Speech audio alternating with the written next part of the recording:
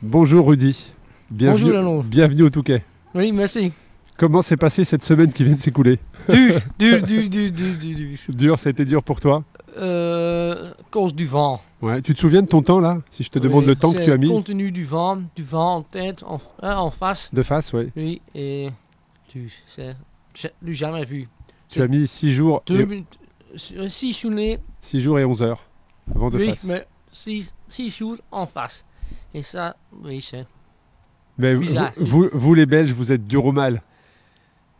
Vous les Belges, vous avez l'habitude de ça, non? Oui, mais de temps en temps un peu... Un peu dans le dos, ça fait du bien. Oui. Pour récupération, maintenant, il n'y a pas de moment pour récupérer. Ça reste difficile. poussé.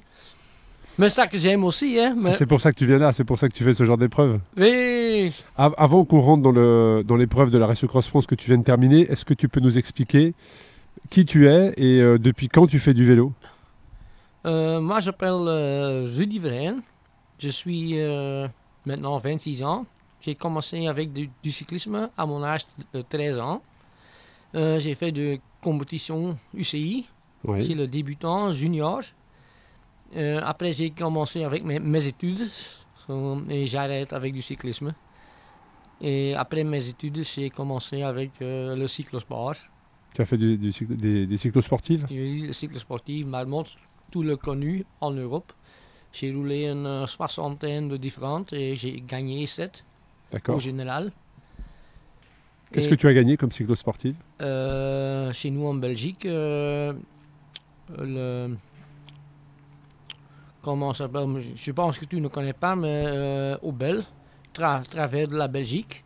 En France, la Vosgène. D'accord. Oui. Et 2 ans la Suisse, het Alpenbrevet. Mais surtout avec un dénivelé plus pentu au-dessus de 6000 mètres. D'accord.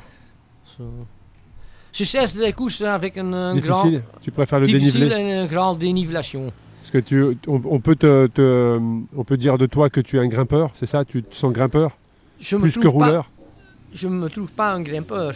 C'est tes résultats? Pour moi, c'est monter en puissance. D'accord. Et j'ai beaucoup de puissance. Et comment donc on arrive des cyclosportives et des compétitions que tu as fait, des bons résultats que tu avais, que tu aurais pu t'en contenter et continuer? Oui. Comment on arrive à faire de l'ultra-distance et à se retrouver sur la Race Cross France longue de 2600 km? C'est des autres choses. Hein. C'est autre chose, mais comment tu es... Quelle a été ta décision de venir sur ce type d'épreuve? Après 10 ans de cyclo, je veux des autres. Tu voulais voir autre chose? Oui, et on m'a proposé Paris-Brest-Paris. J'ai fait ça en 2015, mais 1200 km. C'est pas assez long pour toi? Pas assez long. Mais en Italie, il y a beaucoup des ultras. Oui, ils ont un circuit qui s'est mis en place, effectivement. Oui, dans le haute montagne. Et que le haute montagne est ça que j'aimerais de plus. J'ai eu écho que tu avais eu un très très bon résultat sur une course en Italie, je crois, qui s'appelle l'Alpi 4000, je crois, que tu as gagné. Oui. Ouais, que tu as gagné, ouais. Et l'an d'avant, aussi à Rome, dans l'Apennine, aussi gagné. D'accord. Donc tu étais venu sur la Race Cross France pour gagner? Oui. C'était ton idée? Oui. Et parce qu'il y a David, le Belge. David Hermans, qui a fait deuxième l'année passée également. Qui m'a dit, moi, vous êtes capable de battre Laurent. Ouais. Malheureusement, c'est pas réussi. Mais peut-être l'année prochaine. Ben, exactement. Qu'est-ce que tu... on va creuser un petit peu après la Race Cross France, mais j'aimerais bien savoir, tu nous expliquer d'où tu venais et comment tu t'es arrivé sur l'ultra, mais qu'est-ce que tu fais dans la vie? Moi, je travaille chez Soudal. Je ne sais pas que vous connaissez Soudal, le marque. On connaît Soudal. L'équipe professionnelle, le Lotto Soudal. Ouais. Moi, je suis responsable pour la production là-bas de silicone, les choses que tu fais dans la salle de bain. D'accord. Oui. Moi, je suis responsable. Et tu as le temps de t'entraîner sur de l'ultra-distance. Comment est-ce que tu organises ton programme? Laurent nous a expliqué sur le podcast qui va être diffusé d'ailleurs ce soir. Non. Qui a été diffusé hier à l'heure au moment où on enregistre, mais il nous a expliqué comment il s'entraînait par rapport à la situation géographique où il habitait. Et toi, comment est-ce que tu t'entraînes en Belgique quand tu prépares une épreuve d'ultra-distance? Oui. L'an dernier, j'ai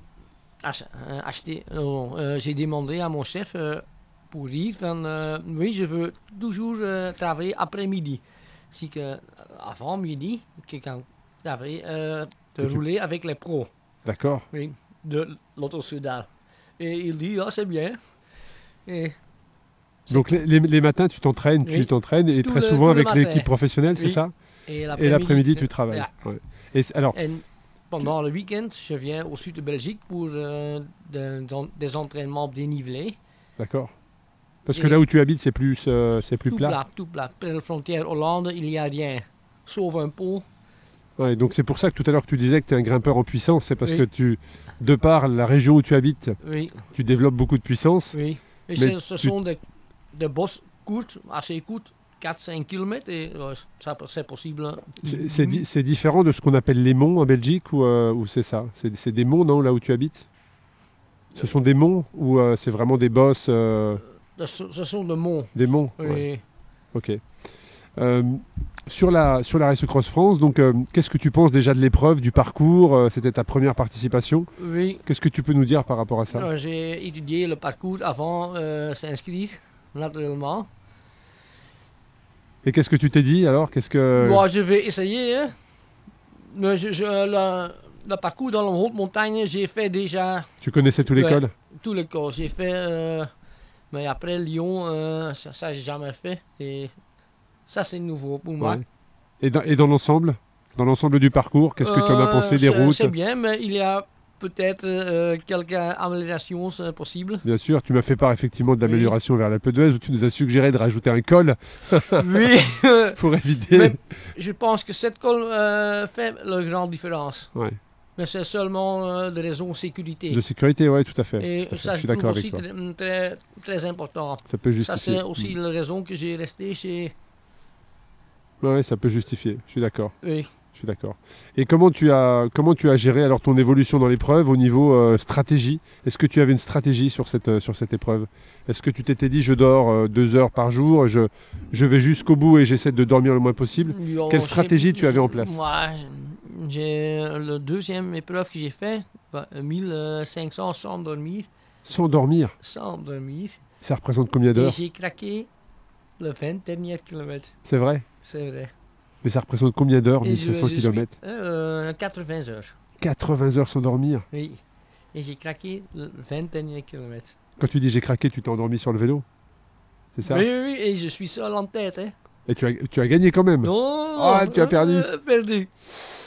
Et ça, c'est la raison que je dis, ok, au moins 1 heure par jour Ouais. dormir. Donc ça veut dire que tu supportes très facile, enfin tu supportes le manque de sommeil. Oui. Ton corps arrive à l'accepter. Et la stratégie ici, 2 heures par jour. 2 Parce heures que par jour. C'est 6-7 journées. Ouais. Et Donc 2 heures par jour. commencer 2 heures par jour que tu fais d'affilée ou que tu découpes? C'est-à-dire 1 heure le matin, 1 heure l'après-midi? Comment tu faisais? découpe pendant la nuit. Pas Pas la journée. Pas aux journées. Donc ça veut dire 1 heure en début de nuit et 1 heure en Oui, fin ça de nuit? dépend du météo ou... c'est pas fixe. Mais C'est pas fixe. Mais enfin moi je reste impressionné par le fait de ne pas dormir pendant 80 heures. oui, mais c'est possible. Oui, Et- certainement. oui, Certainement.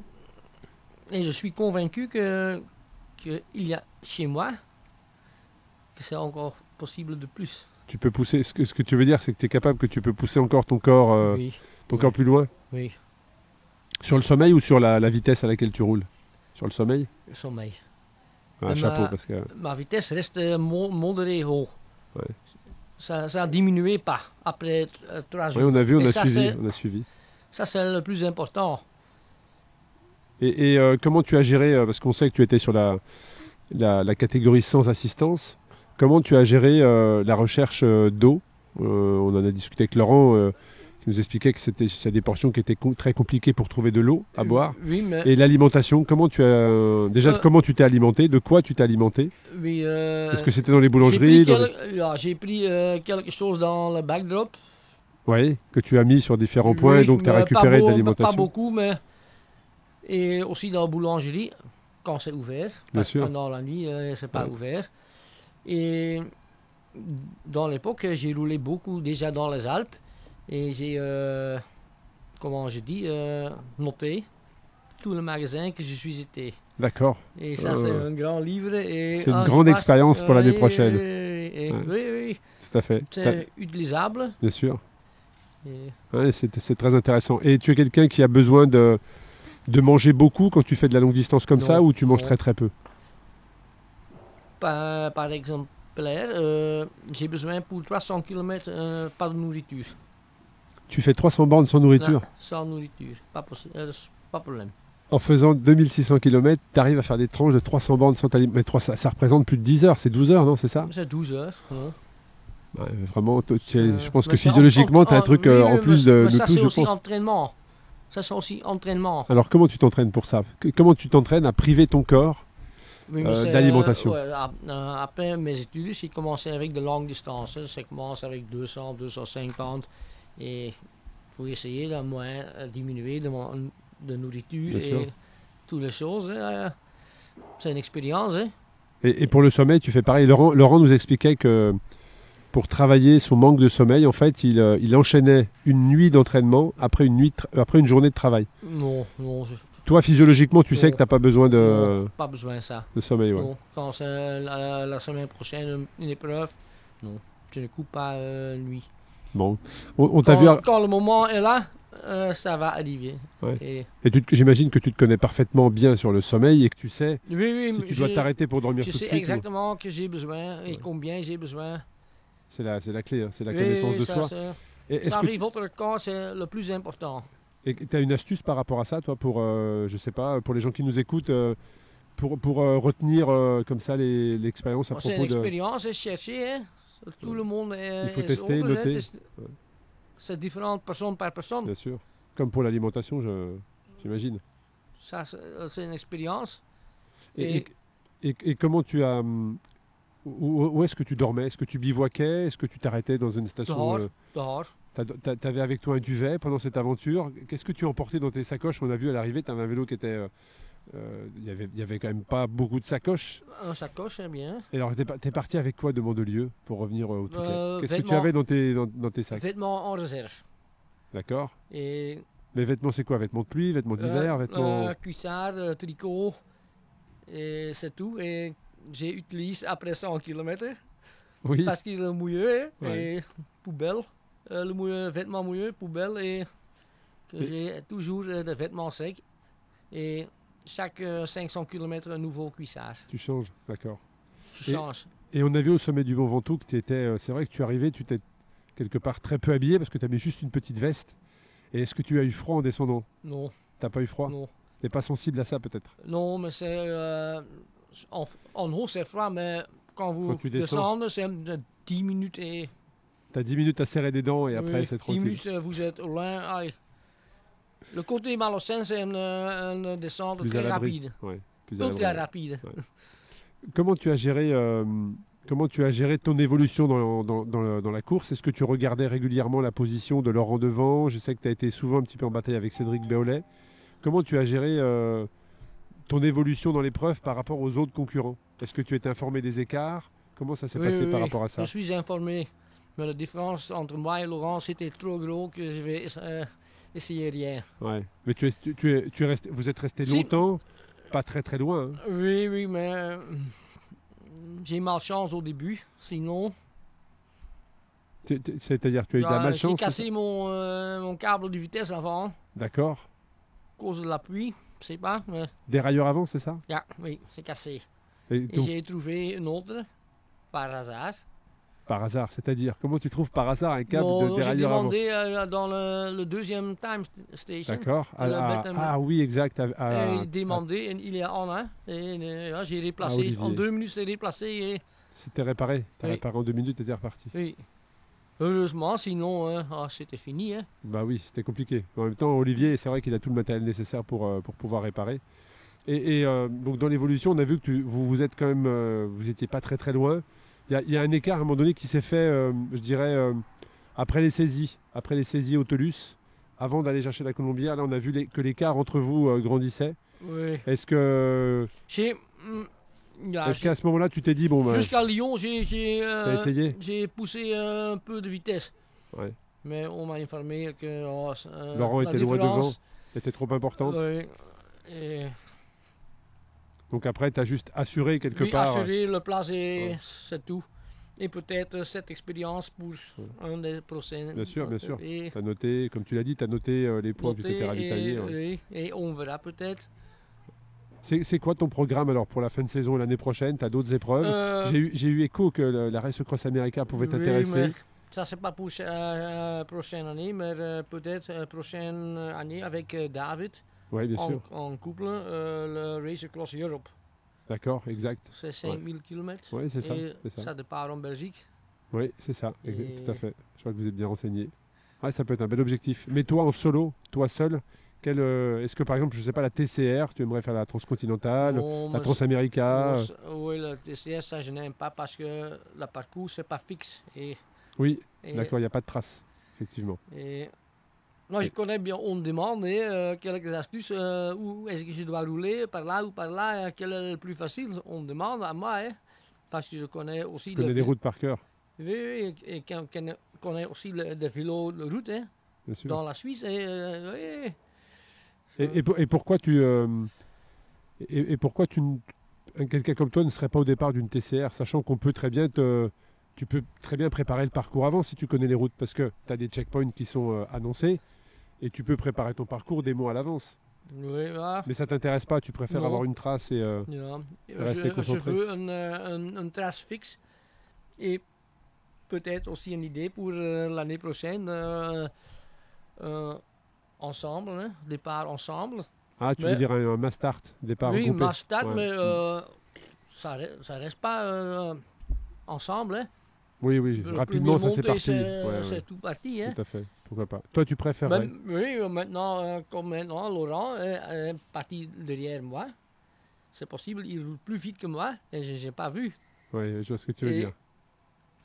Ouais, la stratégie est différente en fait, quand tu pars seul comme ça toutes les 2 minutes, et quand tu pars en groupé. En Italie, je pars à la dernière. D'accord. Et je roule jusqu'avant. Ça me coûte peut-être 1000 km, mais... Tu préfères ça? Ouais. Bon. Quel message tu voudrais faire passer aux gens qui nous écoutent et qui aimeraient se lancer sur de la longue distance, ou qui en font déjà et qui aimeraient avoir des astuces? Quels conseils tu pourrais leur donner? Faire. Se lancer? Oui. Certainement. C'est nouveau. Pour moi, c'était aussi une expérience et je veux faire ça. Ouais. Pas peut-être pour chaque année, mais parce que c'est un sérieux entraînement, une préparation. Mais c'est long, c'est difficile. Oui. C'est des sacrifices aussi. Oui, certainement. Est-ce que tu rentres en Belgique en vélo? Quoi? Est-ce que tu rentres en Belgique en vélo? Pourquoi? Mais je sais pas, je te pose la question. Comme tu as fait des 2600 km, je me dis, mais oui. Est-ce que tu rentres en Belgique en vélo ou une blague, mais ça j'ai dit chaque fois. Tu sais que l'année passée, on a un coureur allemand qui est arrivé ici, Sonke Meyer, qui est toujours sur le vélo d'ailleurs, qui devrait arriver, je pense, demain dans la nuit de dimanche à lundi, qui, quand il est arrivé ici, il s'est reposé une demi-journée et il est rentré en Allemagne en vélo, directement. Oui. Pourquoi pas? Donc toi qui as l'habitude de faire des kilomètres, ouais, mais c'était assez. C'est suffisant pour toi? Oui, c'était... Les dernières 2 journées sont vraiment compliquées. Difficile? Oui. Sinon, pourquoi? Parce que c'est la fatigue. Je roule en 2e position. Pas possible de gagner. Rester rouler pour finir 2e. Quand tu dis c'était compliqué mentalement? Mentalement. Ouais. Pour rester 2e. Ça, c'est pas le speed. Parce que le 3e est aussi relativement loin. Oui. Ouais. Il y avait un gros écart. Si je passe, c'est pour gagner, pas pour agrandir tout le... Et alors, qu'est-ce que tu t'es dit pour tenir alors? Quel message Qu'est-ce que tu t'es dit mentalement? Parce que le fait que tu aies la lassitude comme ça, tu t'es dit, bon, je peux pas gagner, maintenant je suis 2e, qu'est-ce que je fais? Qu'est-ce qui fait que tu as continué à rouler et puis tu es arrivé avant nous, ce qu'on avait imaginé? Pour moi, c'est une expérience et je prends des leçons et c'est mieux pour moi et j'espère dans le temps gagner. Ben, on te le souhaite aussi. On a vu que sur la ligne, tu es arrivé, il y avait beaucoup d'émotions, tu avais les larmes aux yeux. Alors est-ce que c'est parce que tu as des membres de la famille qui étaient là ou est-ce que c'est la ligne? Oui, ça c'est... comme je te dis, quand je dors presque rien, ça c'est Bah, bien sûr, tu as moins de filtres et tu es un peu plus... J'ai dormi ouais. 9 heures au total. Tu as dormi 9 heures au total. 6 journées, 9 heures. Ça commence. Oui, ça commence à être difficile, j'imagine. Oui. Bon, en tout cas, on était J'ai vraiment... fixé 2 heures par jour. Ouais. Et quand c'est possible, un peu moins ici. Un peu moins, ouais. Mais moins de 1 heure et demie, ça commence compliqué. Et tout le reste du temps, tu étais sur le vélo. Ça veut Oui. dire que il n'y avait pas de pause. Mon vitesse de base est un peu plus moins, mais je reste roulé. Tu es régulier. Oui. Bon, en tout cas, nous, on était ravis de t'accueillir. Merci pour ta présence. Oui. Tu es un participant à qui on s'est Oui. attaché. Il y a eu beaucoup d'émotions à l'arrivée, on l'a vu. Oui. Et puis, on te souhaite... Tu penses que c'est normal? c'est normal, bien sûr, tout à fait.